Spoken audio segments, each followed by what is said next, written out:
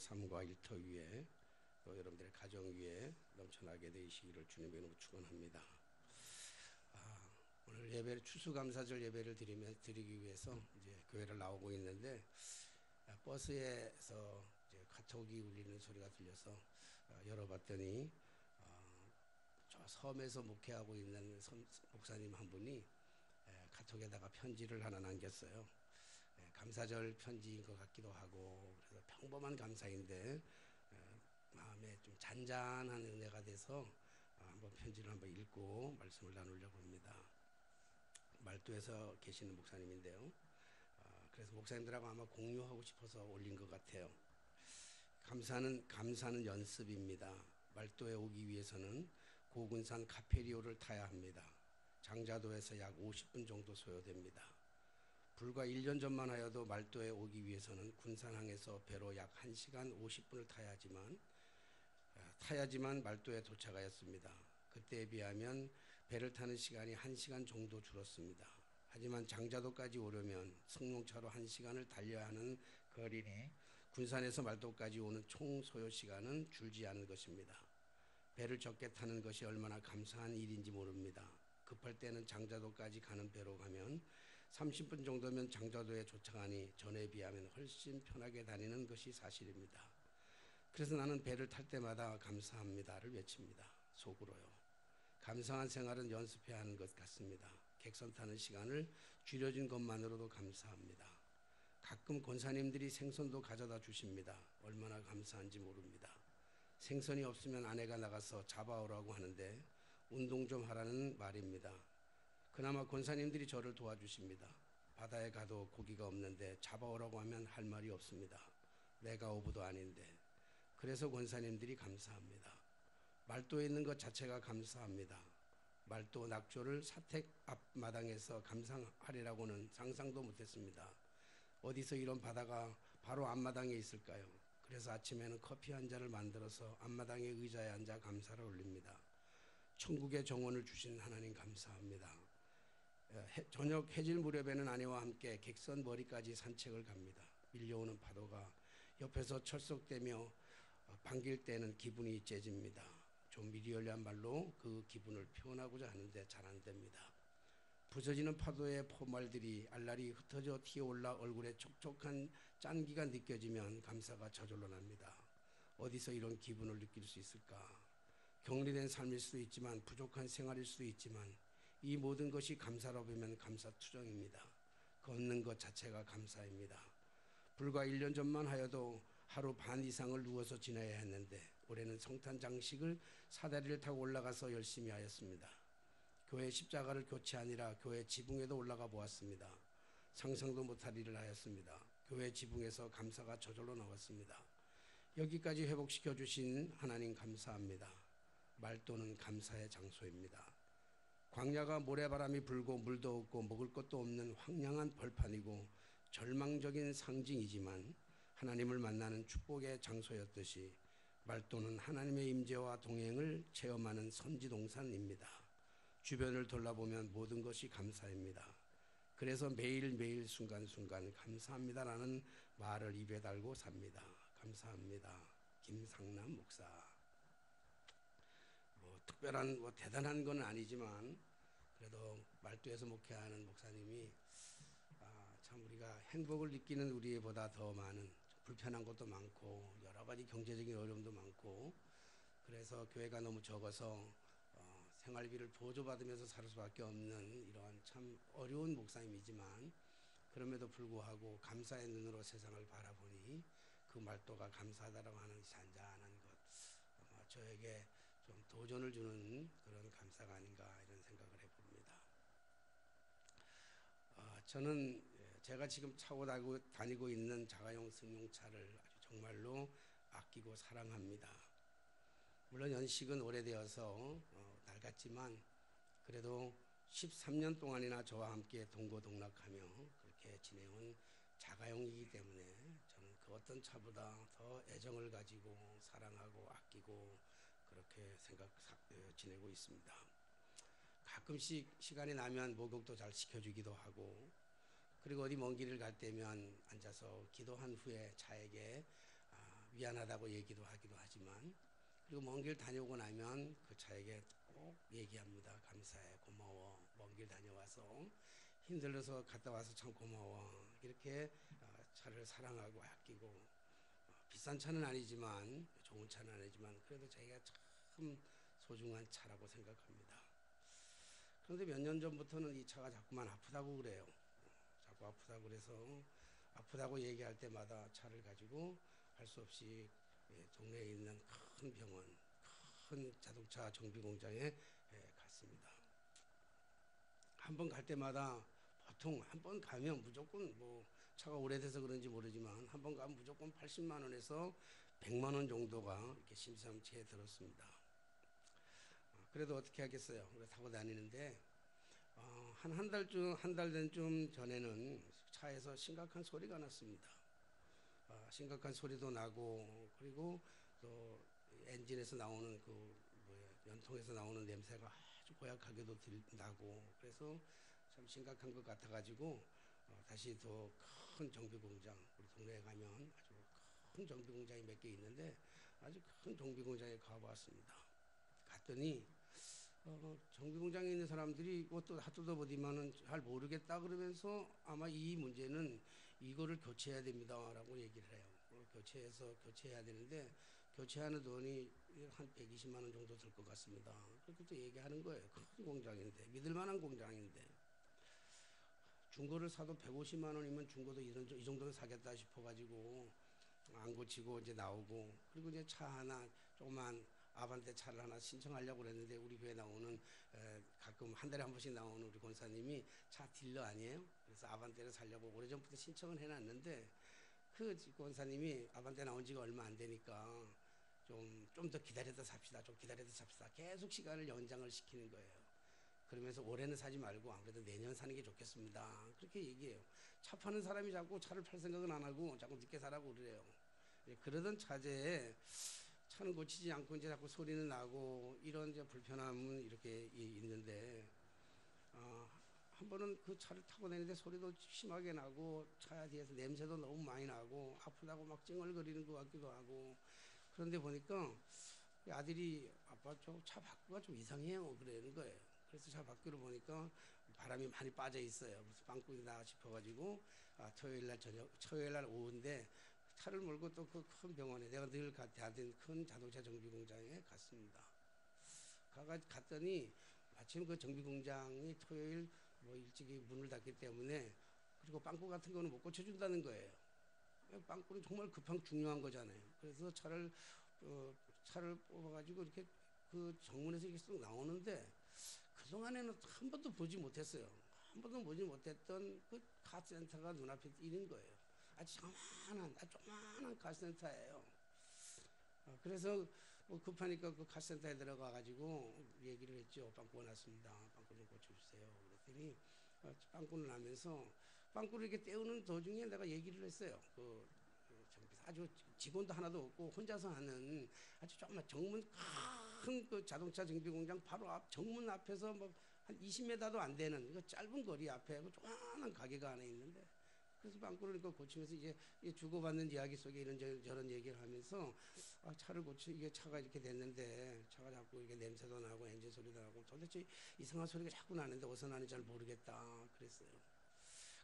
그리고 얘기를 했어요. 저 앞에 지금 늘 공장에 댕겼는데 가니까 한 150만 원 정도 들 것 같다 그런다 그랬어요. 그랬더니 그분이 빵꾸를 다 고친 다음에 이제 본네트를 열더라고요. 제가 본네트를 열었을 때는 저는 제 차에 대해서 정말 잘한다고 생각했는데 정작 고장이 나니까 어디가 망가진지를 모르겠는 거예요. 그러니까 그분이 본네트를 열고 뭐 이렇게 쫙 하니만 몇 가지를 막 뜯어가지고 다 보디만은, 그리고는 뚜껑 딱 닫고는 이제 가라는 거예요. 다 고쳤대요. 그리고 150만 원 들을 것도 없고 고칠 것도 없고 아무것도 없고 그냥 가라는 거예요. 빵급이 뭐 10,000원인가 누구 내고 가라는 거예요. 그래서 어떻게 그렇게 할 수 있어요? 그래서 아니라고, 돈 낼 테니까 돈 내야 되지 않냐 했더니 아니래. 고친 게 있어요. 내가 다른 게 부속을 바꾼 게 없다는 거예요. 그러면서 가라 그러면서 하도 돈 내겠다니까, 지금 정말 내려고 한다면 내 수고비 한 것까지 다 하면 한 3만 원만 주세요 그러더라고요. 그래서 3만 원을 내고 집에 왔는데 그 이후부터는 차가 고장이 나질 않습니다. 잘 가고 즐겁게 지나고 아무 탈 없이 그렇게 다 간다고. 제가 오늘 아침에 뭐 제 차를 얘기해서 제 차가 낡았다는 얘기를 하고 싶은 것도 아니고 뭐 제 차를 교체해야 된다는 그런 얘기를 하고 싶은 게 아니라 저는 제 차에 대해서 제일 잘 알고 있다고 생각했는데 차가 망가지니까 내가 할 수 있는 게 아무것도 없더라고요. 저는 그걸 생각하면서 문득 내 인생사를 이렇게 돌아봤어요. 저는 저를 참 사랑합니다. 누구보다도 저 자신을 제가 그냥 가장 많이 사랑합니다. 그래서 저를 굉장히 아끼고 그래서 저를 많이 돌아봅니다. 배고프면 먹을 것으로도 충족시키기도 하고 때로는 몸이 깝깝하면 먹기도 하고 저는 저에 대해서 너무 아끼고 저를 사랑합니다. 근데 제가 정작 아플 때는 나는 아무것도 할 수가 없더라고요. 정말 죽을 것 같이 힘든 그 순간에도 내가 할 수 있는 게 아무것도 없더라고요. 그래서 정말 죽을 것 같은 이 심정을 가지고 병원에 찾아가도 큰 병원의 의사들은 모른대요. 뭐 증상을 정확하게 잘 모른다는 거예요. 물론 당장에 죽을 병은 아니지만 뭐 목이 하도 소리가 안 나와가지고 병원에 갔더니 의사가 한다는 얘기가 평생을 말하지 말고 살면 된대요. 아니, 목사를 보고 평생을 말하지 말고 살라고 하는 얘기는 죽으라고 하는 얘기보다 더 힘들죠. 차라리 죽는 것보다 더 힘든 거예요. 목사 보고 말하지 말고 살아라는 거는. 그래서 모른다는 거예요. 참 답답하기도 하고 힘들고 하기도 하고 괴롭기도 하고 이런 순간에 오랜 시간 지나다가 정말 하나님 앞에 간절히 기도하는 시간이 있었어요. 정말 내 목숨을 다 내놓는 것처럼 같은 결단을 가지고 하나님 앞에 간절히 기도한 때가 있었어요. 정말 간절히 밤늦게까지 하나님 앞에 정말 하나님 불쌍히 여겨달라 그러면서 간절히 기도한 적이 있어요. 그랬더니 그때 주님이 찾아오셔서 저를 만져주시는 그런 느낌을 받았어요. 주님이 찾아오셔서 만져주시고 나니까 그 의사도 고칠 수 없는 평생을 어쩌면 말하지 말고 살아야 되는 그 목소리가 그 한순간에 깨끗하게 나음을 받게 된 줄로 믿습니다. 그 이후로 지금까지 좀 한 10년이 뭐예요? 한 15년 이상 됐는데 그 이후로 늘 목에 고름이 끼가지고 그 고름 때문에 열이 많이 나고 많이 아프고 또 말을 할 수 없는 소리가 나오지 않는 그러한 것으로 많이 고생했는데 그 한 주님이 찾아오셔서 주님 한 번 만져주시는 그날 이후부터는 거의 안심입니다. 여러분도 아시다시피 저 가끔 부흥회 많이 가잖아요. 부흥회 가면 저 보통 부흥회 가면 이렇게 여러분 잔잔하게 이렇게 안 해요. 저는 아주 설교를 해도 부흥회 같은 데 가면 설교를 해도 한 1시간 반 이상 이렇게 설교를 하고 목을 많이 쓰고 찬송도 뜨겁게 부르고 막 찬송도 엄청나게 뜨겁게 부릅니다. 저는 부흥회 가면 부흥회 하기 전에 찬송할 때 다 같이 따라 부르고 뭐 일어나서 부르자면 내가 설교자한테 다 부르고 그래서 그렇게 부흥회를 강력하게 한 번씩 나갈 때마다 10번 집회하잖아요. 10번 그렇게 집회를 해도 가끔 목이 조금 아프다든지 목이 조금 변할 뿐이지 그 다음 때 되면 다 깨끗하게 낫는 이런 기적의 역사를 체험하게 되었습니다. 제가 오늘 이 말씀에 앞서서 이 얘기를 드리는 이유는 우리가 주님을 만나면 우리의 인생사에 우리의 어떤 문제가 있든지 자동차가 임자를 만나면 자동차가 진짜 기술자를 만나면 돈 들지 아니하고도 깨끗하게 고침을 받을 수 있는 것처럼 내 인생사의 내 삶 속에 내가 살아가는 삶 속에 내가 할 수 없는 인생의 여러 가지 문제들 어려움들 아픔들 시험들이 있다 할지라도 주님 오셔서 주님 한번 만져주시기만 하면 우리의 삶의 문제는 깨끗하게 해결되실 줄로 믿습니다. 오늘 이 감사절에 정말 주님을 만나는 놀라운 시간이 되어서 여러분들이 지금까지 삶을 살아왔던 고질적인 문제들이 고질적인 아픔들이 고질적인 상처들이 오늘 이 시간 주님의 만나는 인격적인 만남의 교제를 통해서 다 회복되어지는 놀라운 축복의 역사가 나타나게 되시기를 주님의 이름으로 축원합니다.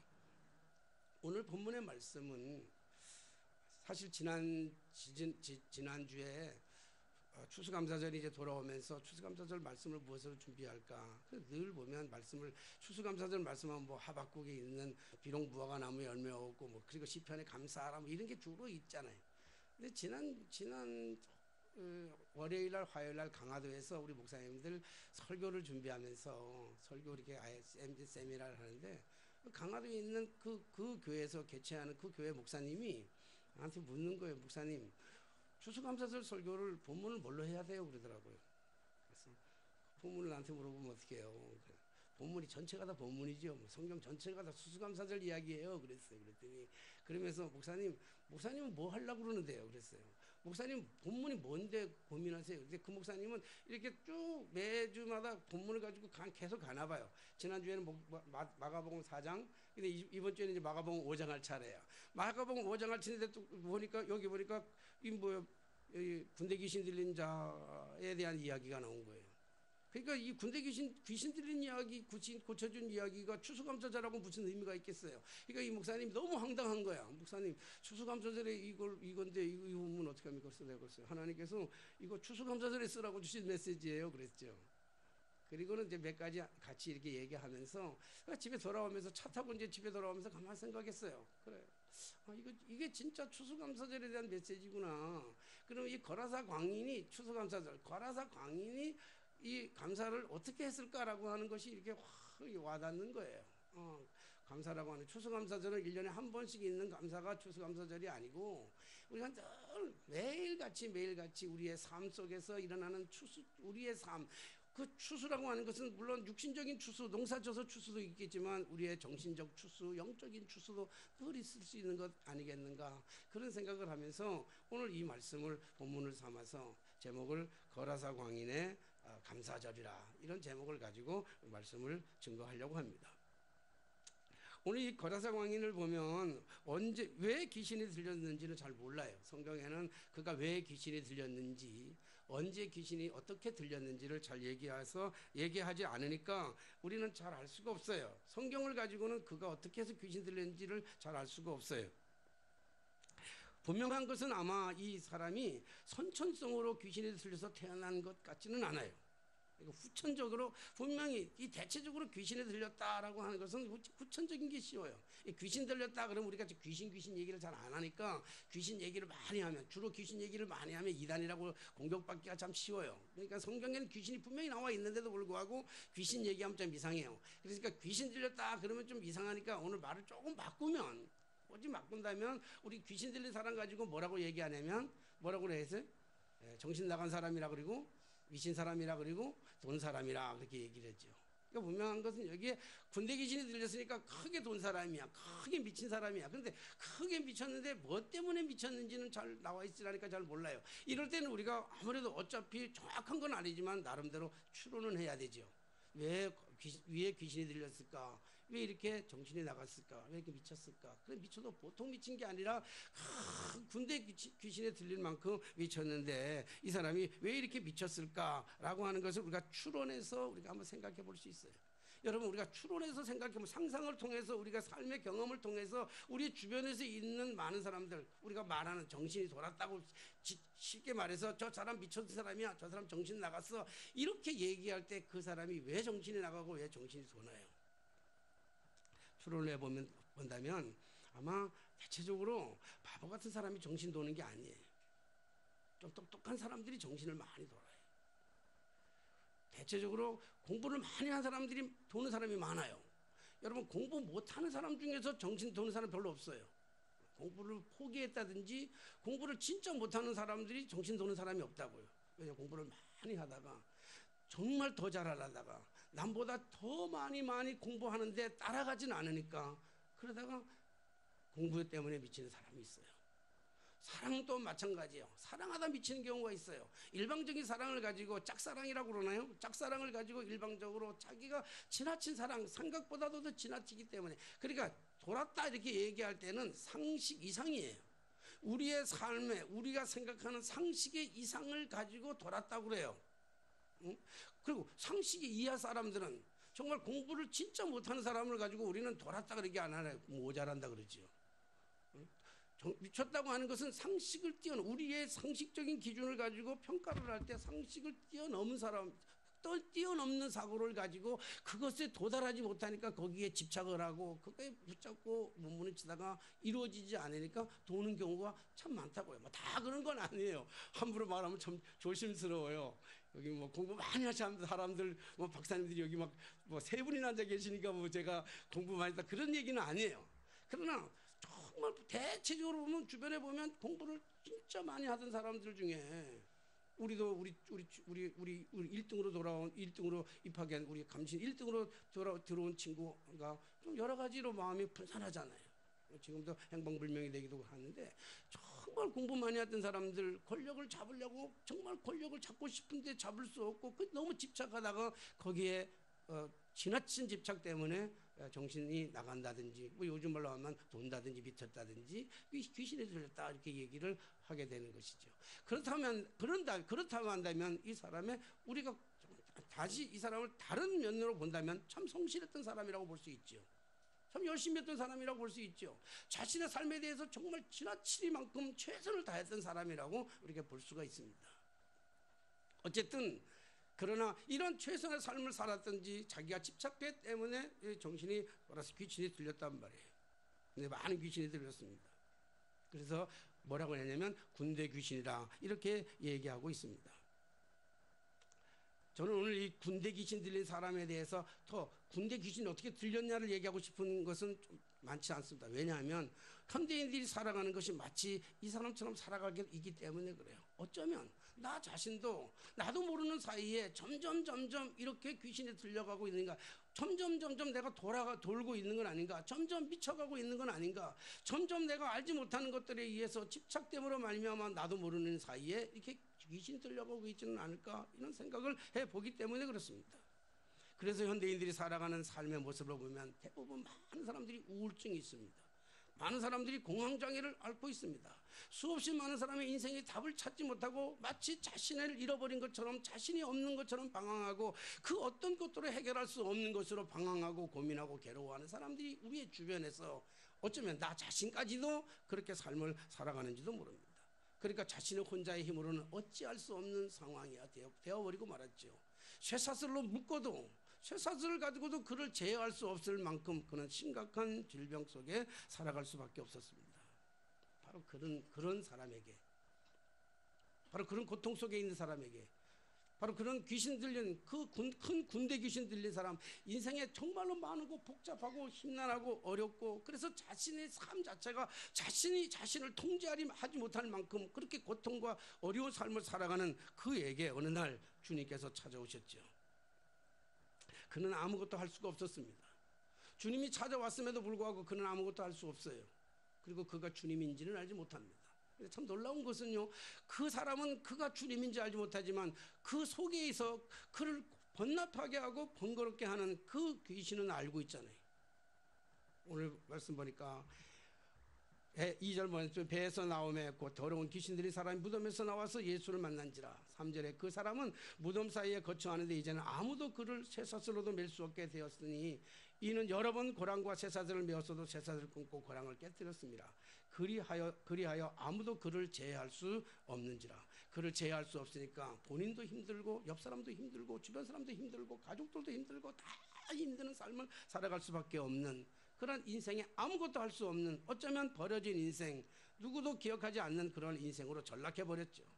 그리고 뿐만 아니라 5절에 보니 밤낮 무덤 사이에서 나와 산에서나 소리를 지르며 돌로 자기의 몸을 해치고 있었더라. 돌로 자기의 몸을 해치고 또 많은 사람들에게 민폐를 끼치고 소란을 일으키는 그러한 사람으로 전락했습니다. 그가 멀리서 예수를 보고 달려와 절하며, 그리고 뭐라며 그 귀신이 얘기하잖아요. 큰 소리로 부르짖어 이르되 지극히 높으신 하나님의 아들 예수여, 나와 당신이 무슨 상관이 있나이까? 원하건대 하나님 앞에 맹세하고 나를 괴롭게 하지 마소서. 사람은 몰라도 귀신은 잘 알아요. 귀신은 어떻게 예수인지를 어떻게 잘 알았을까? 귀신은 귀신같이 알아맞히기 때문에 귀신입니다. 귀신은 잘 아는 거야. 우리는 몰라.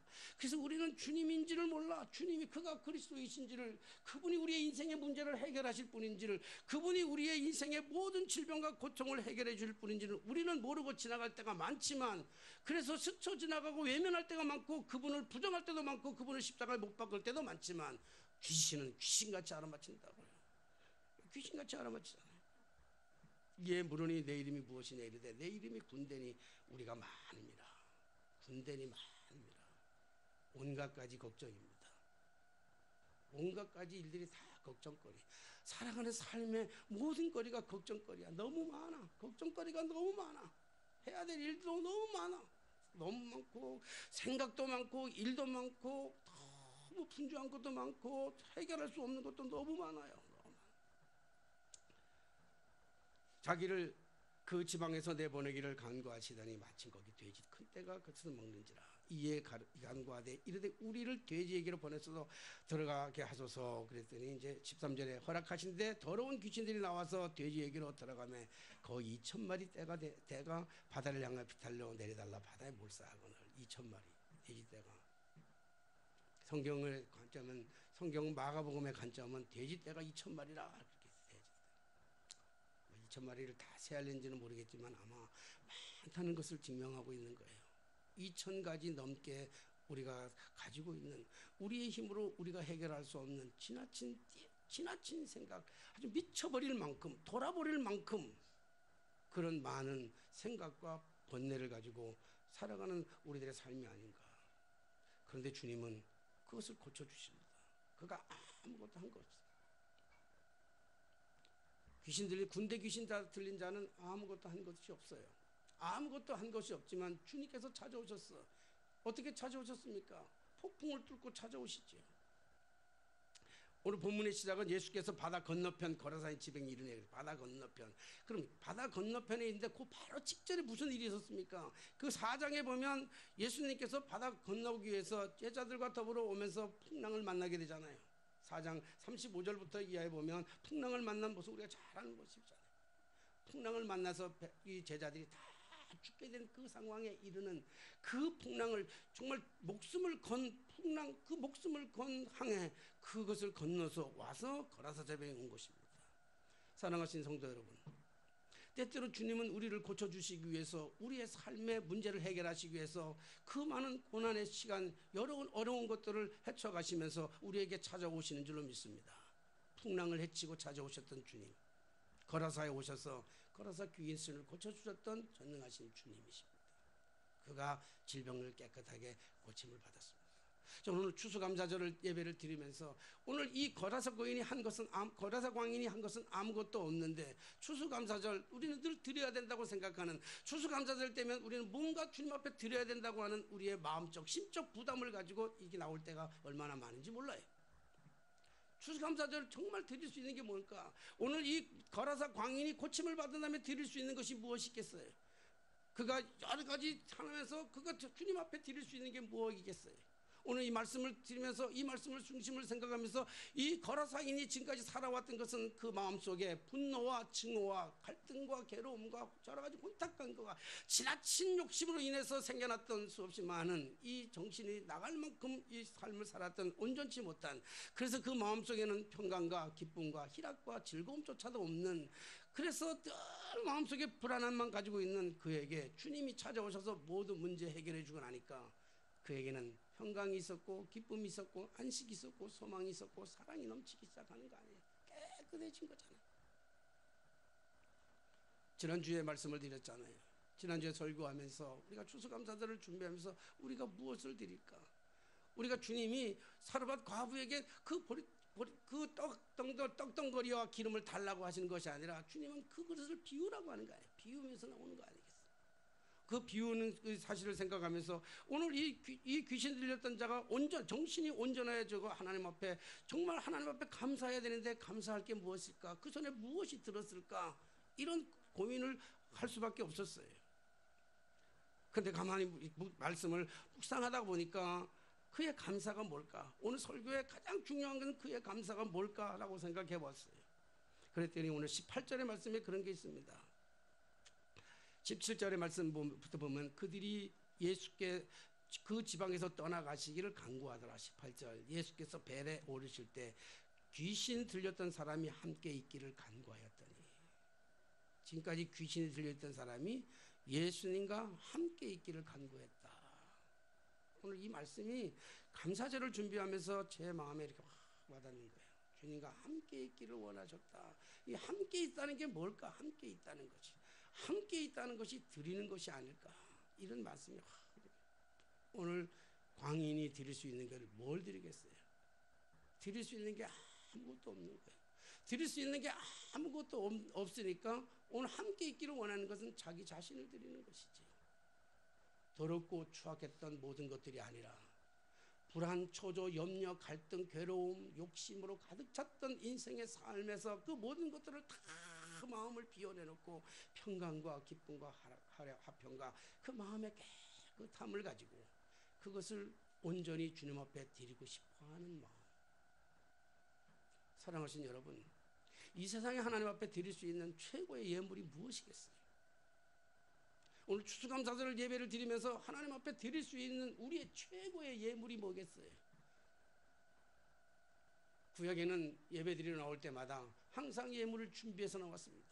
예물이 준비된 예배는 하나님이 안 받으신다고 생각했기 때문에 항상 예물을 준비하고 나왔습니다.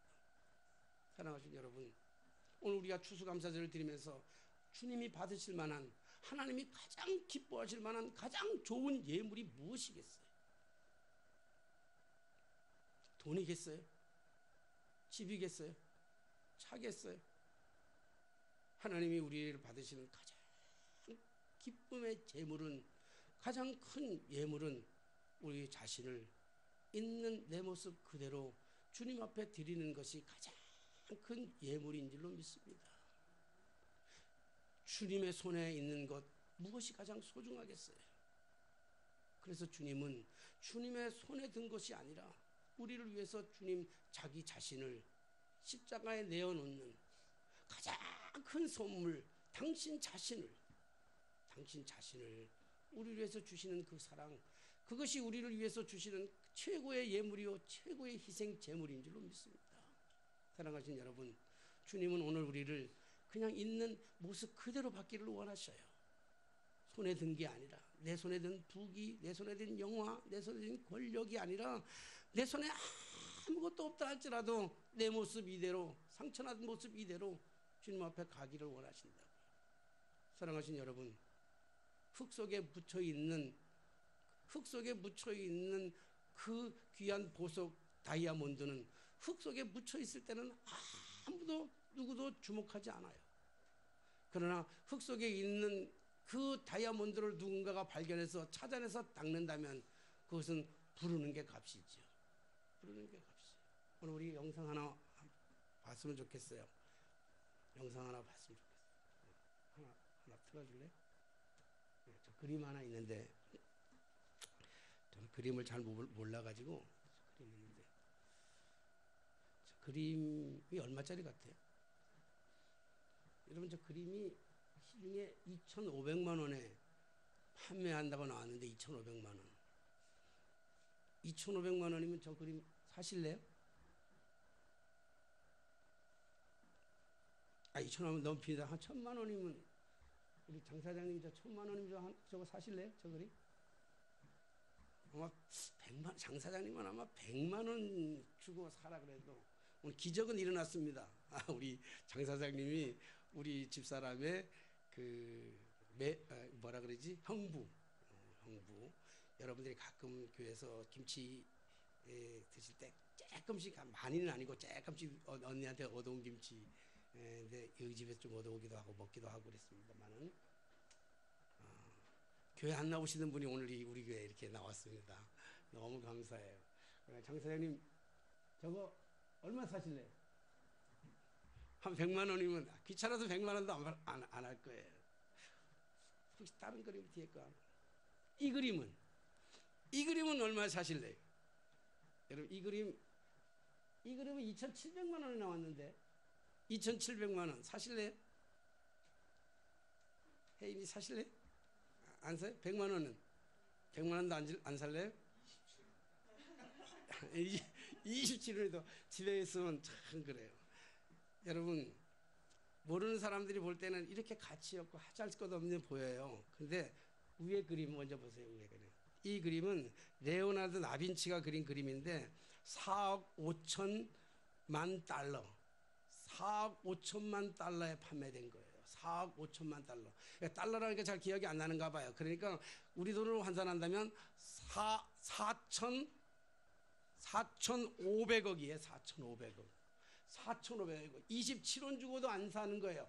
필요 없는 사람이 볼 때는, 정말 필요 없는 사람이 볼 때는 27원 주고도 안 사는 이 작품이 이 4,500억에 팔린다고요. 뒤에 그림은요, 이거는 저 호주 원주민 작가인데 에밀리 켄 왈이라고 하는, 이름도 모르는 작가인데, 이 그림은 210만 달러에 팔린 거래. 210만 달러.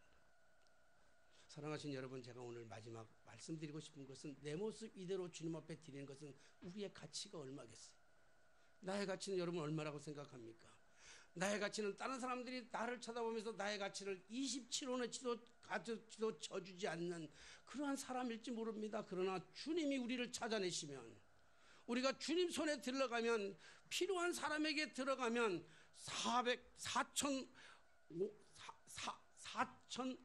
4,500억 원에다 팔릴 수 있는 그러한 존재, 아니 그보다 더. 그래서 주님은 우리를 향해서 말씀하셨잖아요. 온 지구를, 온 세상을 다 주어도 너희들과 바꿀 수 없는 그 사랑. 사랑하신 여러분, 이 2018년을 맞이하는 추수감사절 이 귀한 예배, 우리가 주님 앞에 무엇을 드리겠다라고, 손에 든 것, 내가 가지고 있는 것 무엇 중에 한 일부를 드리겠다라고 하는 신앙적 고백이 아니라, 있는 모습 그대로, 상처 났으면 상처대로, 아팠으면 아픈 대로, 괴로우면 괴로운 대로, 그리고 정말로 살아왔던 모든 삶 속에 누구도 인정하지 않으면 아는 대로 주님 앞에 온전히 드려지면, 주님께서 우리를 닦으셔서 주님의 가장 귀한 것으로 받으시고 사용하여 주실 줄로 믿습니다. 우리의 삶에 새로운 도전, 새로운 희망, 새로운 은혜가, 당신을 깨뜨리시고 당신 자신을 우리에게 주셨던 그 하나님의 사랑 속에서, 그 주님의 사랑 속에서 오늘 새로운 2018년에 똑같은 매번 드리는 추수감사절이지만, 2018년 추수감사절에는 나 자신을, 주님 온전하지는 못하지만, 상처투성이지만, 실패투성이지만, 되는 것 아무것도 없는 사람이지만, 그러나 내 모습 이대로 주님 앞에 드리오니 주님 받아주시옵소서에 고백하는 그러한 추수감사절의 귀한 예배가 된 줄로 믿습니다. 기도하겠습니다. 살아계신 하나님 아버지, 감사합니다. 추수감사절이 돌아오는데도 주님 앞에 드릴 것이 없어서, 아무리 내 손 들여다봐도 드릴 것이 아무것도 없는 참 가련한 인생임을 고백하지 않을 수가 없었습니다. 가진 것이 없을 뿐만 아니라 내 안에 수없이 번잡한 생각들로 인해서 마치 군대 귀신 들린 것처럼 그렇게 번거롭게 삶을 살아갈 수밖에 없는, 스스로 제어할 수밖에 없는, 제어하지 못하는 그러한 삶을 살아갈 수밖에 없는 우리를 만나주시고, 우리의 손에 든 것 부귀영화가 아니라 내 모습 이대로 주님 받기를 원하셔서 이 모습 드리오니 주님 받으셔서 4,500억 원보다 더 견주하게 귀하게 주님 사용하여 주시옵소서. 예수님의 이름으로 감사하며 기도하옵나이다. 아멘. 찬송가